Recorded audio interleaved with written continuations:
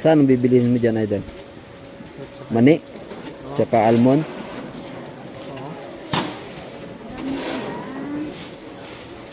어떤 거 드릴까요? 이거요? 작은 거요? 8,000원. 8,000원. Palchon? 드릴까요? Palchon, dol. 8,000. 1 kilo? Ito maliit.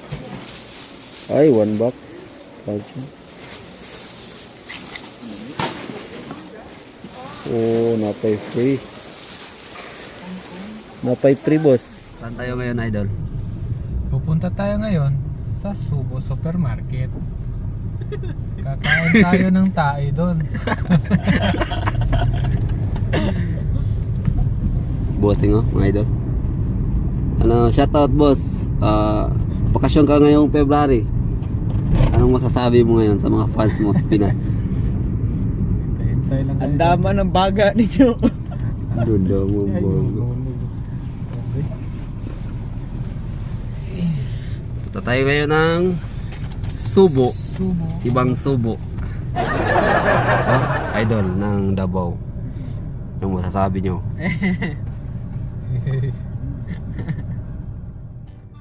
Hello mga idol, kamusta? Sana okay lang kayo. February 1, 2024 pala ngayon, at ito ay anniversary ng company namin, kaya wala kaming pasok. Naisipan nga ng mga kasama ko na pumunta sa supermarket at ukay-ukay, sabi nga ng mga kasama ko ay mura lang daw mga bilihin doon. Kaya sumama na rin ako, para naman makagala din paminsan-minsan. Ikaw idol, mahilig ka rin bang mamasyal? Kung ganun edi wow. Bilang isang OFW mga idol, mahirap talaga ang malayo sa ating mga pamilya, kaya naman kung may bakante kaming araw, ay namamasyal kami. Ito lang kasi ang nakikita naming paraan para maibsan naman kahit papano ang lungkot. Magbabakasyon nga pala tong isa kong kasama sa Pinas, ngayong buwan ng February. Kaya naman sinulit na namin ang pagkakataong ito na makapamili ng gamit o pagkain para pwedeng ipasalubong niya sa Pinas. Pero kayo mga idol, bilang isang OFW, kailangan ba talaga na may dalang pasalubong sa pag-uwi mo? Sabihin na natin na hindi naman talaga kailangan ng pasalubong dahil para sa akin ay nakadepende naman yan sa'yo. Para sa akin ang pinakamahalaga naman ay yung ligtas kang nakauwi sa pamilya mo.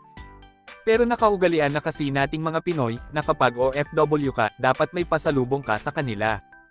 By the way mga idol, sa kalagitnaan ng paglalakad namin, ay nakita ni boss yung paborito niyang sapatos, ang Balenciaga. Binili na nga niya ito kasi mas mura ito kumpara kung ito ay nasa Pinas. At dahil hindi pa nga tapos ang winter season, kaya naman halos makakapal na jacket at pants lamang yung mga naka-display ngayon. Tumitingin nga lang din ako dyan ng mga pants, baka naman mayroon akong matipuhan. May nakita nga ako dito na isang winter jacket na pangbata, ang cute tignan at ang ganda ng kulay niya, New Balance pala ang nakalagay na print. Dito nga ay tinawag ako ni Idol, dahil may nakita siyang sapatos na maganda, color white ito at mukhang bago pa talaga. Kaso nga lang nung tinignan ko yung talampakan nito, ay medyo manipis na pala ito. Pero sobrang ganda pa rin niya Idol kahit ukay lang, pwede na nga rin yan pang forma lang, at may nakita nga rin kami na maliit na sapatos, sobrang cute niya mga Idol. Kaso nga lang wala talaga akong balak mamili sa ngayon, dahil medyo matagal pa nga yung plano ko na magbakasyon. Kaya hanggang tingin-tingin lang muna ako sa ngayon, balang araw babalikan ko din yan. At dahil nga Thursday ngayon, kaya naman medyo wala masyadong tao ang namili. Halos lahat ata may trabaho ngayon, parang kami lang yung walang pasok, kasi anniversary ng company namin ngayon. Pero mas maganda mamili kapag wala masyadong tao, mas makakapili ka sa gusto mong bilhin.